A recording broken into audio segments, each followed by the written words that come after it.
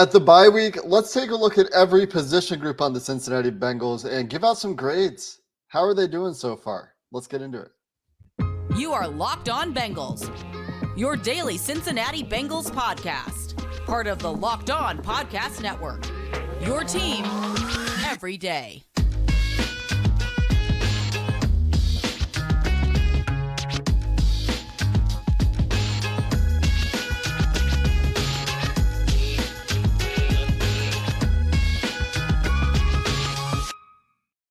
What's up, Bengals fans, and welcome to another episode of the Locked On Bengals podcast. I'm your host, Jake Liscow. He's your host, James Rapien. We are the Locked On Bengals podcast. Today, we're going to look at a team that had very high expectations going into this season. Still does, to be honest, and they've fallen short of those expectations before the bye week. And now, as we knew before the season, things appear to get harder with their schedule, but we're going to go position by position and look at where those grades come in. And for me, that's going to be based on expectation. We'll get into that. This episode of Locked On Bengals brought to you by FanDuel Sportsbook, the official sportsbook of Locked On. Right now, new customers can bet $5 and get $200 in bonus bets guaranteed at FanDuel.com/Locked On. We appreciate everybody who's new to the show. If you're new to the show and this is the first episode you've ever listened to on Locked On Bengals because it's after the bye week and you're ready to go for the rest of the season, make sure you look back into the recent history when we talked with Lou Anarumo and Brian Callahan during the bye week, got their perspective on what's going on with the offense, what's going on with the defense, talked about some individual players, talked about some scheme with both of them, some really cool insight from both of the Bengals lieutenants to Zach Taylor on the defense and offensive side of the football, and Lou Anarumo and Brian Callahan. So you don't want to miss those. If you did miss them, take the time, go back and listen to them. I thought they were both really great and insightful. But today, James, it's time to give out some grades. It's kind of that cheesy mid-season evaluation, even though it's not really mid-season, but it's a good way to think about what our expectations were for this Bengals team versus where they are so far. And it starts with the quarterback, who there were high MVP level expectations for Joe Burrow. Fair to say he's not at that level right now. And there are reasons for that, right? He missed all of training camp again, and he's been dealing with this calf injury. Yeah, I think it stinks. It stinks that we entered this season and pre-July 27th, and we were talking about MVP, and I thought he was dialed in the best shape of his career, and eye test-wise, that passed the test. I saw a practice and a half where he was just balling.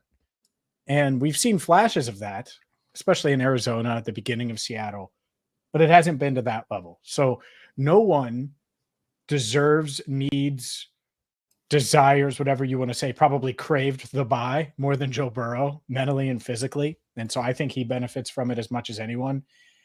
And so that said, if we're giving him a grade, I think the fair grade is incomplete. But the fact that he was able to battle through and play when no one thought he was playing against the Rams, like the Wednesday before that Monday night game, no one thought he was suiting up. Thursday, it was the same, and it slowly trended in the right direction. You had the Mike Brown cart ride at practice where people are saying he's shut down, and like it's been a wild 6 weeks. It has, and really 3 months when you go back to the original calf injury. But the fact that he hasn't played or hasn't not played and has been on the field, he deserves some credit for that, a lot of credit for that. And so his play hasn't been that MVP level, and that's where expectations are when he's healthy. That's where this coaching staff puts him in and puts on him the responsibilities he has on this offense. So it's weird because he's a big reason why the offense has struggled and not been what we expected. And at the same time, I think he deserves credit for being out there, even though he's one of those reasons why. So this is a tricky grade. I think he's certainly not only passing, but maybe slightly above average, despite everything. And so I would say C+, but that doesn't take into account a ton of the injury stuff. Like if you just looked at the numbers, I would say like it's probably C-, and then with the injury, I'm bumping it up to a C+. And it's probably even higher than that, considering what he had to play through and the fact that we didn't see any of Jake Browning in the first 6 games of the season, or at least any significant snaps for Jake Browning early on. I think he certainly deserves some credit for the injury, like you said. I'm going to be a little bit less generous. I know that he's been dealing with a lot. And so I don't think that's generous. I don't think there's a player in the league that has gone through more than Joe Burrow has gone through. And that's not just because it's Locked On Bengals. I think that's a fact. Yeah, that's I fine. really do. I think that just for me, it just is more of how he's played, and he hasn't played well. He's had flashes of playing well, and he does like you said, like you've made abundantly clear, he's gone through significant amount of pain to just stay on the field and be there with his guys. But the level of play for Joe Burrow compared to what we expect for Joe Burrow is like D plus, C minus. Like you said, the C minus for the numbers or whatever. But just like the way he's playing, just missing throws, not on the same page with his guys, which isn't always his fault. The way the offense has struggled as a pass first offense that relies on Joe Burrow's ability. Some of that is on coaching, as we've discussed and we talked with Brian Callahan about. But for like an average quarterback, if you're just saying like where's Joe Burrow compared to other NFL quarterbacks, it's near the bottom statistically in a lot of meaningful numbers right now. He can't figure out the deep ball right now. It needs to be a lot better. So C minus, D plus, like that's still where I am. I think that outside of the grade itself, which is harsh, if you say D plus, he does deserve a lot of moral victory credit for what he's been through, and I think that he'll bounce back. It's just for what he's done so far, from interceptions that haven't come at good times to erratic accuracy to processing that hasn't been great. They've been limited on offense. A lot of that is the quarterback. I think that he'll be much better the rest of the way. I think that he will bounce back. I think we will see more of the Cincinnati Bengals offense that we're used to seeing. But it's not just Burrow. It is part of the thing, right? It's Burrow's not playing well. And maybe that's a reason that it should be a little bit higher. And maybe that's a reason that your grade might be more accurate than mine, is T. Higgins is not having the year that he's having, maybe his worst year in the NFL so far. Irv Smith Jr. in the tight end position has not been productive. So it's not just Burrow, but I do think that C plus to me, it feels generous. To you, if you're accounting for all the injury stuff, I think that's fine. I'm just not accounting for it, I guess, when I give the grade out. That's that PFF Jake analysis there, where it's just the numbers. It's like, how like report cards used to have comments on them? Like, sure. Be like, I'm giving him the comment of like, I understand, but let's be better kind of thing. Sure. It's to me, they would be like 1-5 with Jake Browning. And so as bad as he's been at times, Burrow, he deserves like, there's letter grades built in, like instantly. It's like, all right, well, it's still average because he lifts everybody up, but he lifts everybody up. Like I promise you the defense would have been worse with Browning at quarterback. I promise you T would have been worse. Jamar would have been worse. It's just, and that's not even Jake's fault. It's just, it's not me going after the Jakes of the world. It's just what it is when you see 9 out there versus not. It's just part of it. And that's why him playing on that in the Monday night game is still wild to me. And I think kind of gets overshadowed. So I do get it. He does have to be better. He'll tell you that. He may say that I'm being generous with his play. I think that's part of why it's been so frustrating, is because he can't and hasn't been able to physically do what he normally does. But we can both agree that they need him to play A level in the final 11 games of the season, as many of those as possible. Like if we revisit this in 11 weeks, we need to be saying, oh, well, since the bye, Burrow is at a B plus minimum, hopefully A minus or better. Mm-hmm. And so that's going to be the interesting part as well as we move forward, because if it is in that A range, we're talking about a team that's going to be a contender again. And if it's not, then who knows? That's exactly what happened last year. Once they hit their stride, he was playing at a top level as well as we've seen him play. The other thing is, if you're comparing Burrow this year to previous year Burrow, it's really, really hard to get an A, right? Because average Burrow the last 2 years has been A-level quarterbacking for the rest of the league. Falling short of expectations, though, I'd say, compared to where we were preseason at 3-3 with the offense, one of the bottom units in the league. And that's part of it. Let's continue on the offensive side of the ball coming up next. Today's show is brought to you by eBay Motors. Our partners at eBay Motors have teamed up with Locked On Fantasy Football host Vinny Iyer to bring you some of the best fantasy picks each week, all season long. Whether you're prepping for a daily draft or scouting the waiver wire, Vinny is going to give you players that are guaranteed to fit your roster. Let's see who Vinny has picked out for us on this week's eBay's Guaranteed Fit Fantasy Picks of the Week. And Falcons star receiver Drake London is showing why they invested such a high pick in him just a few years ago, heating up. Had his first 100-yard game of the season in week 6 against the Commanders, 15 receptions in week 6 and 7 combined, and starting to find his stride. He's a perfect target in DFS lineups, or maybe you need him to hold things down during bye weeks in your season-long leagues. Well, they play the Titans, Vikings, Cardinals before a week 11 bye. He's certainly someone that you can fire up in your lineups. And Vinny Iyer from Locked On Fantasy Football is going to help you win a fantasy championship. And eBay Motors knows a championship team is about each player being a perfect fit. The same with your vehicle. With over 122 million parts for your number one ride or die, you can make sure your ride stays running smoothly. From brake kits, LED headlights, roof rack, bumpers, whatever your baby needs, eBay Motors has it. And with eBay Guaranteed Fit, it's guaranteed to fit your ride the first time, every time, or your money back. Plus, at these prices, you're burning rubber, not cash. Kick your feet up, go to ebaymotors.com and check out everything that they have for your vehicle. Winter is here, or it's about to be here. That means you got to keep your ride dependable, running smoothly. eBay Motors is going to do that, and you're not going to have to leave your home. You can get those parts delivered right to you. Keep your ride or die alive at ebaymotors.com. eBay Guaranteed Fit, only available to U.S. customers. Eligible items only. Exclusions apply. James, before, when we're talking about Joe Burrow, I mentioned that it's not just Burrow, and there are some extenuating circumstances as to why the Bengals offensive numbers are what they are. We've talked about this a lot. There are a lot of things that need to be corrected. We talked about this with Brian Callahan.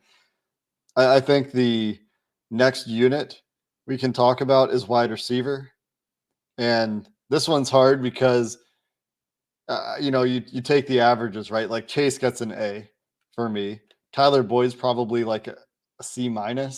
He's not been quite as productive as you would expect from Tyler Boyd, but the flashes are there. He had a touchdown that would have bumped it up that was erased. And then T. Higgins is probably like D, right? He's had one game. He's been hurt, which doesn't help things, but not clearly what you would expect T. Higgins to be. You take the average of that. Where are you on wide receiver? Like B- with Jamar Chase carrying a heavy part of that load. Jamar's been the best player on offense by far. So if you're doing a unit, he deserves a lot of credit for this offense overall. Yeah, it's rough. And obviously Jamar's been dominant at times, but the offense is just so inconsistent that you look at it. I think a C might be generous for these pass catchers, because where we are wide receivers, if we're just looking at wide receivers, for comparative to what we expected, best trio in the league, right? Charlie Jones flashes some, gets hurt. Andre Iosivas has flashed. Love that. So you got something out of your rookie receivers. I think you would have taken that to start the year outside of the injury, which you can't help the fact that the guy had a broken thumb and needed surgery. But Jamar has been dominant. He is off to the worst start of his career. Now, the reason it's not an F is because of the rib injury. I think that certainly impacted him the other day. I hope he gets healthy. I hope he dominates over the final 11 and finishes with 1,200 plus yards. But who would have thought that T. Higgins would have 14 catches over the first 6 games for 149 yards? And I know he missed a game. So in 5 games, okay, that's less than 3 receptions a game. With just 8 of them in one game, right? Yeah. In the 2 touchdowns against the Ravens too. I mean, it's been outside of that game.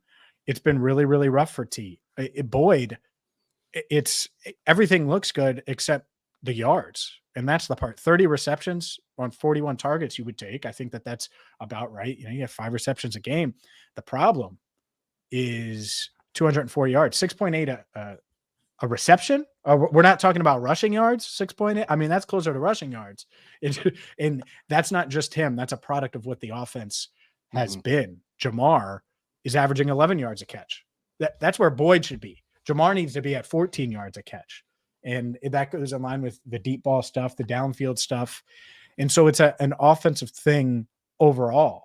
But right now, the guy that leads them in yards per catch, it's Tanner Hudson with 12. That's unbelievable. And I know he's not a receiver, but we can segue into tight end in a second. It's crazy. So I would actually put it C-, D+, because it's really ugly right now. And I think it could change. And a lot of it is tied to Burrow. And Jamar is what's really helping. I would say C-. Let's go C-. It's like a 78%, something like that. If you're talking about like a math test, or 78% or so. 78% is a C+ in the current grading scale. I think it's 10% per grade, right? So 80 to 89. When I was coming up, man, a B ended at, I think, 84. 85? Yeah. Yeah, 84, 85. So that's I'm using the old grading scale. I don't know about this new school grading scale. 78 was not good. I was very mad if I ever got a 78. And so that's where I'm at with these receivers. They changed it on me going into high school. When I was in junior high, it was still the 7% or whatever it was per grade. It was 93 to 100 was an A. And then they changed it in high school. And now I hear that it's like even bigger some places. Like the grade ranges for an A can be like 15%. Anyway, we're not grading on a curve here. An 85 is an A? Oh my God. It might even be a bigger range than that. I've heard about. You better be right. Otherwise, the teachers that listen to this are going to crush you. I'm not saying in Cincinnati. I'm saying up here. I don't know I don't know what's going on in Cincinnati. So if I have to go back to school, we go to Canada, baby. We're doing that Vancouver Island. Yeah, that's right. Taking the ferry, going to college. Let's talk about the tight ends. This has been probably the least productive unit on the offense compared to the rest of the NFL. Yep. They're not at the level they were last year, which wasn't wildly productive, to be fair, in the first place, but Irv Smith Jr. hasn't gotten going. Did miss some time with the hamstring injury. Thought he would at least be as productive as Hayden Hurst. It's not like that was asking a ton. Hayden Hurst, like we talked about, has had some clutch plays to this point in 2022. But Irv Smith in this tight end group, the best of them has probably been Drew Sample's contributions as a blocker. And when that's what you're talking about is the highlight of the unit, which you mentioned Tanner Hudson seems to need Tanner Hudson. Yep. Oh man, you're scraping. You're looking for something. Yeah, this is an F. And it's not, to me, it is. And it's not a player thing, because Irv Smith Jr. has taken a ton of heat. I think there's a spot for him. I think it fits. I don't think he's had a ton of opportunities. Now, why? It could be partially on him. But I think Mitch Wilcox and Drew Sample have done their job. Tanner Hudson has done his. And I still haven't totally waved the white flag on Irv Smith Jr. being productive this year. Like, I still see the vision. You just need the production to start now. You need something, because we just went over the receivers. It's Jamar Chase and nothing. And while T. Higgins should figure it out, and Tyler Boyd should average more than 6 yards a catch, you can't just bank on that. I want to see something from the tight ends as well. And so it needs to happen, and it needs to happen soon. And so maybe it's a D- if you don't want to go failing, but it's been a struggle from a production standpoint. And that doesn't mean there aren't good players in that room that have done what they've been asked, but you need more out of that position group as a whole. I think the reason that for me it wouldn't be an F is that they have, like, Drew Sample actually has been quite good as a blocker. There is some value there, but it's not the value that we're looking for. You need more than one guy who's blocking well. Well, in your tight end room. With T. Hurt and Burrow struck, like, it would be nice if a tight end was like, hey, I can be a target for you, a reliable guy over the middle. And we have not seen that for whatever reason. We have not seen it. It's a position that they haven't invested in. They wanted to in the draft. It didn't work out. And it's a position that we talked about quite a lot this offseason. and Up it next, is what it is. yeah, let's do a little more rapid fire. We'll have to speed it up a bit, Yeah. but we are going to get to the rest of the grades, spending a lot of time on the offense. Why? Because they've struggled. We'll get to the rest of the team and finish up the offense coming up next. This episode of Locked On Bengals is sponsored by FanDuel, America's #1 sportsbook. And if you're looking to get into the action, there's no better place to check out than FanDuel, where new customers right now, you'll get a $200 bonus bet allowance guaranteed when you place a $5 bet. $200 in bonus bets, whether you win or lose that $5 bet. And maybe you're looking at the Bengals odds to make the playoffs. Maybe you don't believe this team will rebound. Maybe you do believe there's no way they're going to be like this for the rest of the season. They've dug themselves an early hole, but we've seen them do it before. And you see that you get favorable odds for the Bengals to make the playoffs this year. You can make that wager very easily with FanDuel. And if it's not that, there are a ton of betting options you can check out, including spreads, players, props, over-unders, and more. So visit FanDuel.com/locked-on and kick off the NFL season with FanDuel, the official partner of the NFL. Today's show also brought to you by Streetside Brewery. Beer is all they make. Family owned and operated since 2016. We love all of our local sponsors, and Streetside is no different. They are known for their New England IPAs. And with the weather turning a bit, it's getting a little cooler. There's nothing more comforting to me than a nice IPA. It'll warm you up. And it's not just IPAs. They have fruited sours, lagers, plenty of different beers. In fact, 24 different taps from full pints to 4 ounces. They have something for you. They're located in Columbia, Tusculum, near Lunken Airport. And you can ask about Streetside and different bottle shops, bars, and restaurants all across Cincinnati, Dayton, and Columbus. So if you're coming to town in a few weeks for Bengals Bills, guess what? You should get to Streetside. It's a short drive from downtown. Maybe you're Ubering because you staying at a hotel. Check out Streetside. They're also going to have pregame tailgates each and every home game, before each and every home game. So check them out. And as I always say, it's not the east side or the west side. The best side is Streetside. Got a couple more position groups here on offense to finish up. We haven't talked about the defense at all, as is tradition on Locked On Bengals, an offense-driven podcast for an offense-driven team. Although maybe this year is defense-driven. We'll talk about that in just a second, but let's wrap up on offense. Let's finish up the skill positions here with running back, where it's another position we talked about a lot. And Mixon, I thought, started the year really well. I think in weeks 5 and 6, right?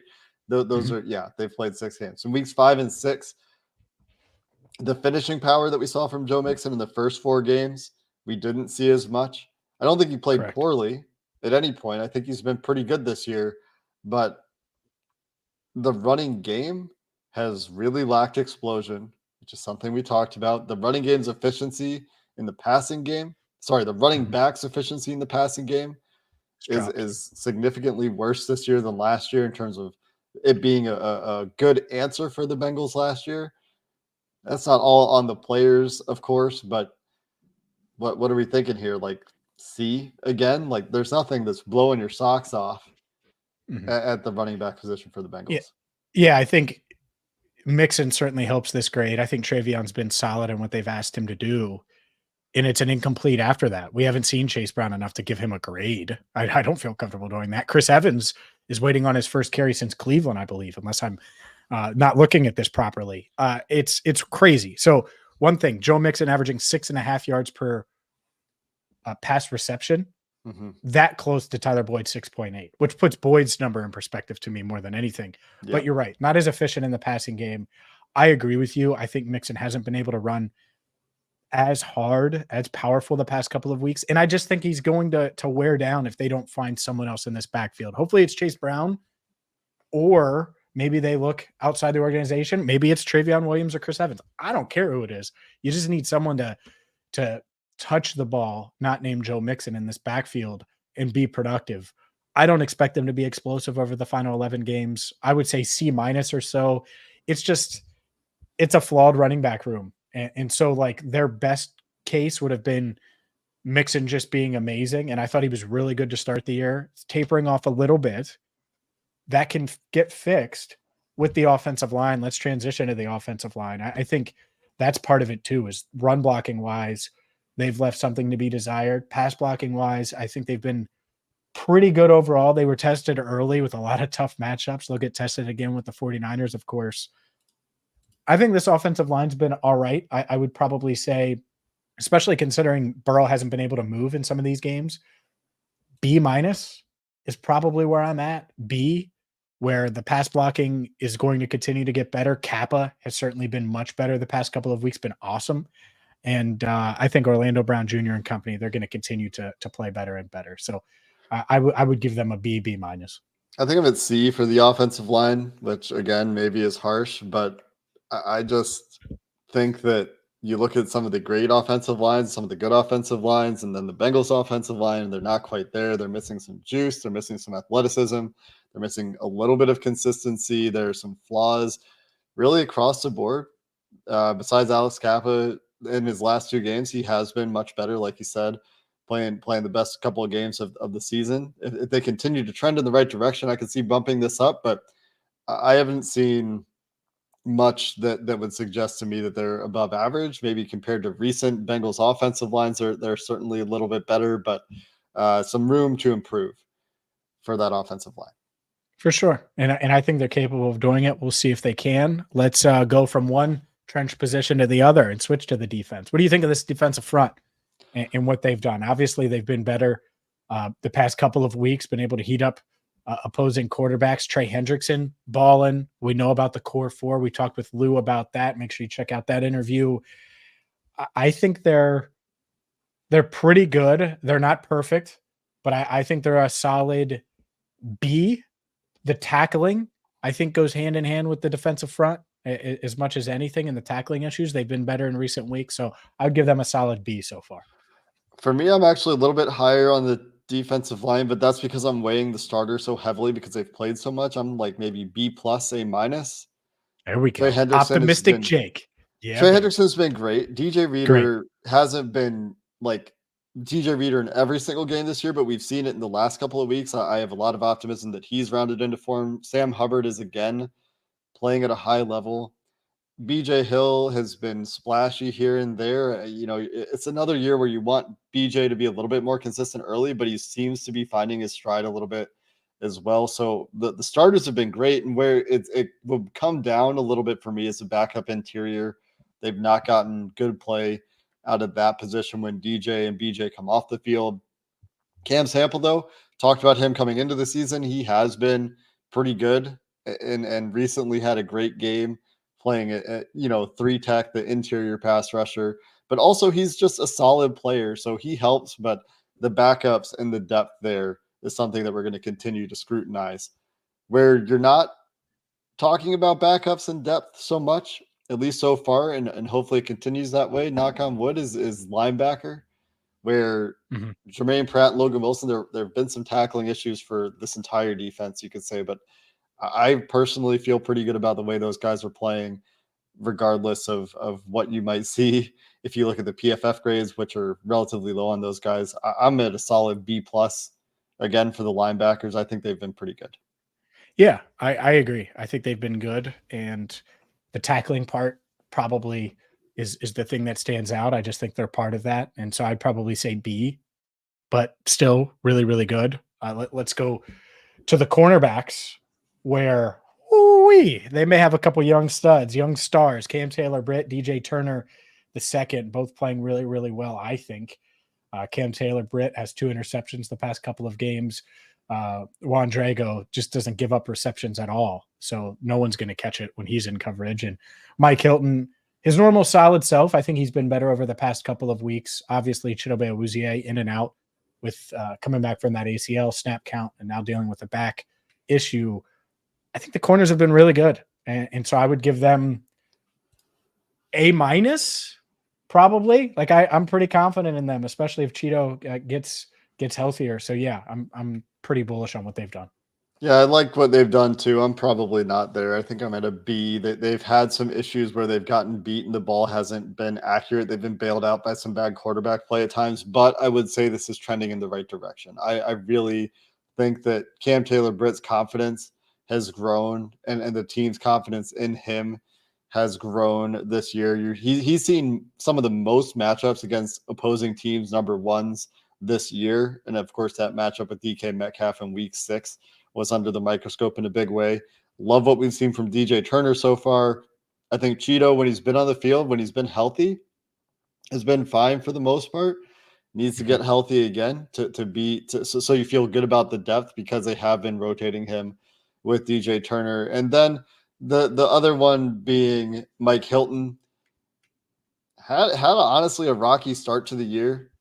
Was very good in week 6. I was very impressed with that interception.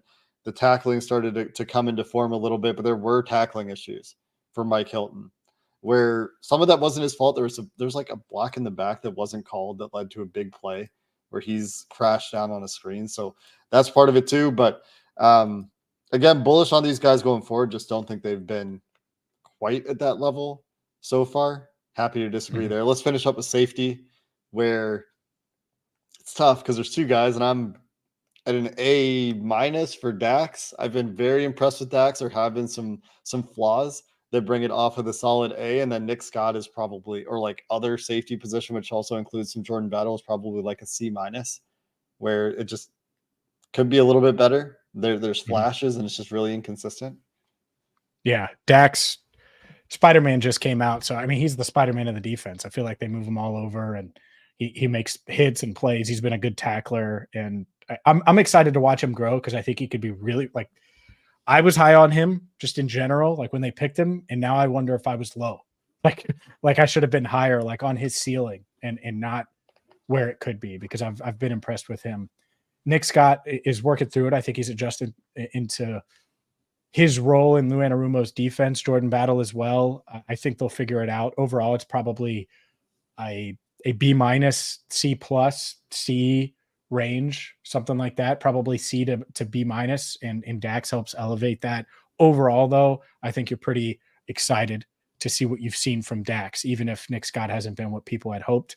And last but not least, special teams. Evan McPherson, A. Cal Adamitis, A. Brad Robbins, D. D? Yeah. I think D. Maybe D+, because he's been a really good holder. No, come on. I think you've wanted more from him. You wanted more from him, and hopefully he figures it out, because I really like him, and I think he's talented. And it's just about consistency, I think, for Brad right now. He's shown flashes, but it's been inconsistent. I think I'm at a B for Evan. For what? How? Evan McPherson. He's missed 2 of those 50+ yard field goals. 3 for 5. I want to see that be 4 for 5 at least. I want him to be perfect. No, I want his 50-yard field goal. Yeah. His career average for 50+ yard field goals is, he was 5 for 5 last year. He was 12 for 14 his rookie year, and this year he's 3 for 5. Small sample size. Would like it to be 4 for 5 to get the A. All right. You're really mad about that miss in Cleveland. No, it's the LA miss, it gets real dramatic. He won them the game against the Rams. He was the best player on the field besides Jabbar. He also missed one. Just saying. Unbelievable. Your kicker grades suck. You want an A. PFF has blinders on certain grades. You are awful with kicker grades. It's okay. It's all right. He has been much better. Hasn't missed a kick from 40 to 49, which was where he that's what you were worried about. Kryptonite for his entire career. See, so he's getting better. Come on. Credit there. Like that they're taking more 50+ yard field goals this year, though. They should. Well, especially if the offense is struggling. Yeah, and they're not going for it. You kind of need to, yeah. We didn't get coaching grades in. We talked to the coaches recently. The biggest thing for me is some of the 4th down decisions. We'll see if that improves or not. I think that they're very game to game with that, and how things are going in the game, in addition to the analytics. But we'd like to see them be more aggressive in some spots. And just their struggles. Yeah, just their struggle. I mean, if Burrow's feeling, it's really tough with this 6 games. We probably should add a disclaimer. I expect this team to feel much, much different moving forward. Doesn't mean they will beat San Fran, but I expect it to feel different in Santa Clara when we're there.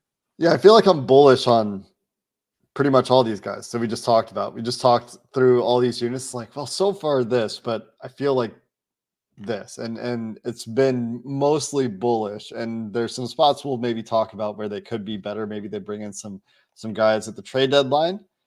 Maybe they don't, but certainly something that we can talk about here this week. That's going to do it for this episode of the Locked On Bengals podcast. The Bengals back in the building on Monday. Until then, thanks for listening. Hoo day, and have a good one.